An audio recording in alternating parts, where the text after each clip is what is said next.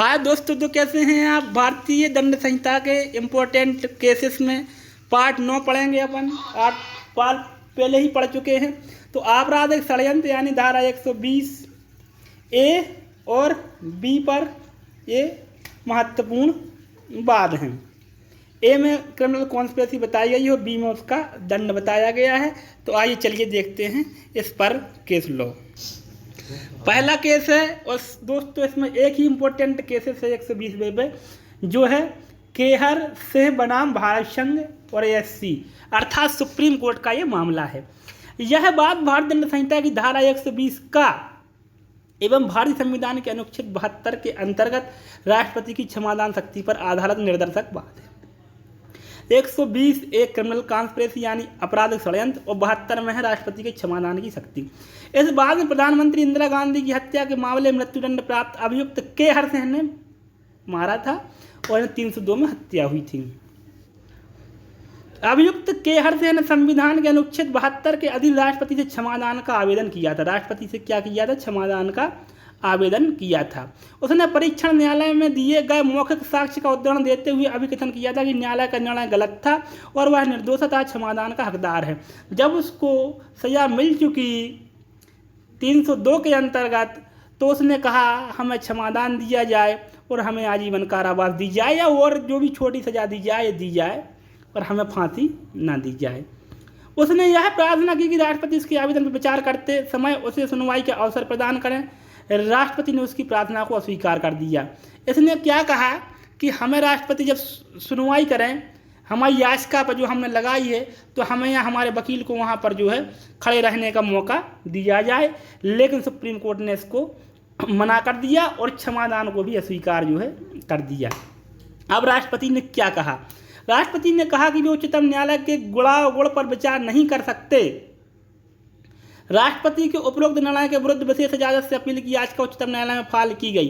अब राष्ट्रपति ने तो मना कर दिया कि हम नहीं भैया फाइल करेंगे, तुम्हारे इस पे गुड़ागुड़ों पर नहीं बोलेंगे, हम क्षमा करना हो तो करेंगे, नहीं तो नहीं करेंगे। तो इसने SLP दायर की। एक स्पेशल रेट पिटीशन होती है जो सुप्रीम कोर्ट में लगाई जाती है, वो लगाई। उच्चतम न्यायालय के 5 न्यायाधीशों की संवैधानिक पीठ ने यह अभिनिर्धारित किया कि अनुच्छेद 72 के अधीन राष्ट्रपति की शक्ति स्वतंत्र होती है। वह मामले में गुण अवगुण पर विचार कर सकता है। न्यायालय का निर्णय जो भी हो, राष्ट्रपति दांडिक मामलों के साक्ष्य का परीक्षण कर सकते हैं। उन्होंने कहा कि राष्ट्रपति को पावर है, वो चाहे तो क्षमादान दे सकते हैं और यह निर्णय ले सकता है कि मामले में क्षमादान की शक्ति का प्रयोग किया जाए अथवा नहीं। वह न्यायालय से भिन्न निर्णय ले सकते हैं। ऐसा करते समय वह निर्णय को संशोधित, परिवर्तित या अतिष्ठित नहीं कर सकता। न्यायिक विषय यथावत रहता है। न्यायिक विषय को जो नहीं बदला जाएगा, संशोधित नहीं है कि कुछ नहीं किया जाएगा। केवल आपको तो सजा पर माफ़ करनी है या नहीं करनी है, ये पावर है।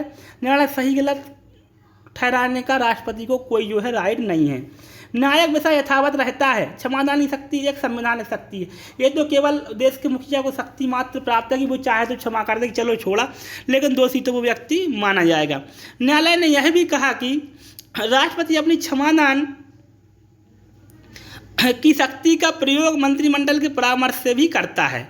जो राष्ट्रपति है अपनी शक्ति का प्रयोग काय के मंत्रिमंडल या प्रधानमंत्री हो गए, अन्य मंत्री हो गए, इनकी जो है परामर्श से सलाह से करता है। न्यायालय राष्ट्रपति की क्षमादान की शक्ति का विस्तार से परीक्षण कर सकता है, किंतु इसका प्रयोग कैसे किया गया है इसका परीक्षण नहीं कर सकता। राष्ट्रपति को अपने निर्णय के आधार पर बताने के लिए नहीं कहा जा सकता। अनुच्छेद 72 के अधीन प्राप्त राष्ट्रपति की शक्ति बड़ी विशद है और इसके प्रयोग के लिए किन्हीं मार्गदर्शक सिद्धांत को वृहत करने की आवश्यकता नहीं है। इसका प्रयोग हजारों प्रकार के मामलों मतलब विभिन्न परिस्थितियों में किया जा सकता है।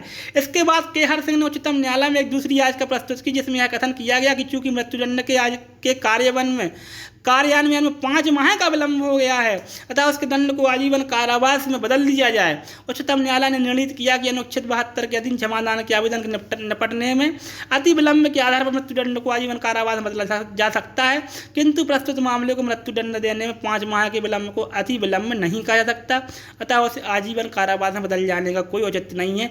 लास्ट में एक बार फिर केहर सिंह ने कहा कि इसको 5 महीने का विलंब लग गया है तो अब आजीवन कारावास में बदल दिया जाए, लेकिन उन्होंने कहा अति विलंब में नहीं हुआ है फांसी में, इसलिए ये नहीं बदली जाएगी। इस तरीके से उसको मृत्युदंड उसका बरकरार रहा। और दोस्तों ये थी आज की वीडियो, और चैनल को दोस्तों सब्सक्राइब जरूर कर लें अगर आपने अभी तक नहीं किया है